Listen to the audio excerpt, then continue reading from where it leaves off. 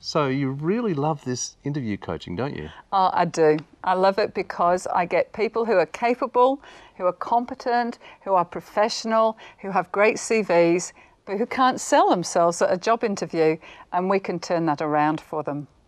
Oh, so you mean we have to sell ourselves? Oh, no. Oh, classic. Won't my CV just be enough? No, your CV's not good enough, Steve. You know, you may not even get the job interview, you know, I'm sorry. But you asked the question that so many people ask me. They go, but I've got to the interview, I've done such a good CV, surely that's all I need. And I go, no, that's why you're not getting the jobs. Because the purpose of a job interview is to actually go out and promote yourself. You need to be able to explain everything about yourself that is pertinent to the job and do it in a really confident way.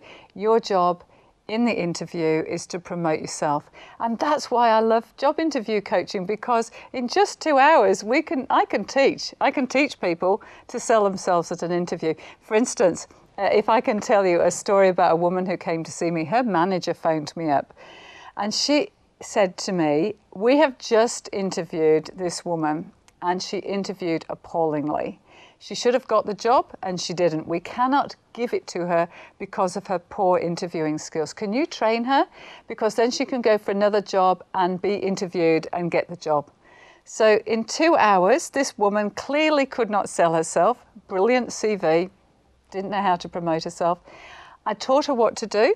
She went for another job with the same department and she got it. And the manager said she was fantastic. She sold herself. That's what got her the job. So no, your CV is not enough to get you the job. So what kind of things do you do? Should I use you as an example? Okay. One of the things I do is to say, tell me your 10 strengths. So let's get you to do that. Tell me your 10 strengths, Steve. I'm caring, considerate, kind. I focus on what people want, and I focus on helping them to achieve their outcomes. I don't know, it's very hard being thrown in it, isn't it? Suddenly having to think. Yeah. And that's what happens in a job interview. They expect you to be able to articulate your 10 strengths and to be able to explain them all the way through as you answer all the essential criteria and all the desirable criteria. And yet you're just like everybody else who comes to me. I say, tell me your 10 strengths. They get to 2 or 3 and they're usually pretty weak anyway. Yours, you know. Well, I made it to 4, didn't I? Yeah, you did. You need to make it to 10 and you need to make them really specific and really useful for the job and to be able to articulate them really well. And so that's often the first point for me. I do mock interviews during the training, but also I make sure that the person can articulate their 10 strengths, that they have a very clear example to give evidence that each strength really does exist, and I make sure that they link it to the job. And once they've got that as a complete package, they have far more confidence to go away and do the interview.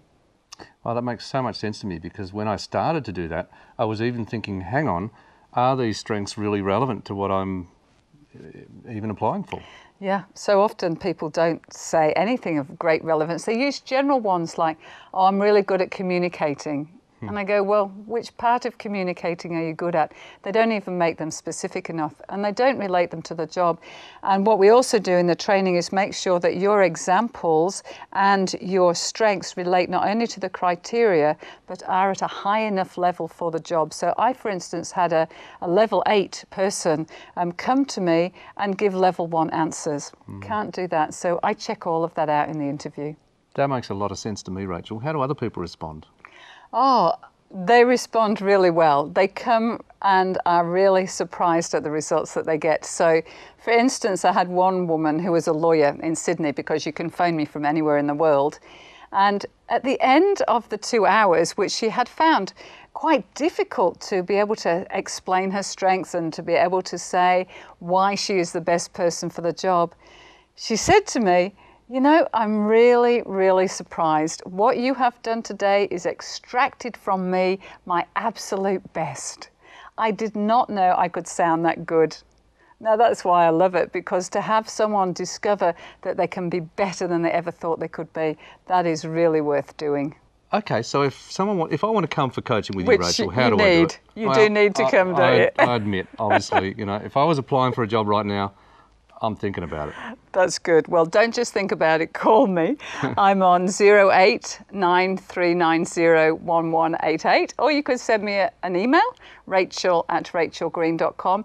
Give me a little bit of notice. Don't call me the day before your interview because I'm likely to be booked up. So I usually need about 3 weeks notice, but I do try to fit you in. And I use Skype, I use landlines, or you can come face to face, one-on-one. So the choice is yours, but wherever you are, please come to see me.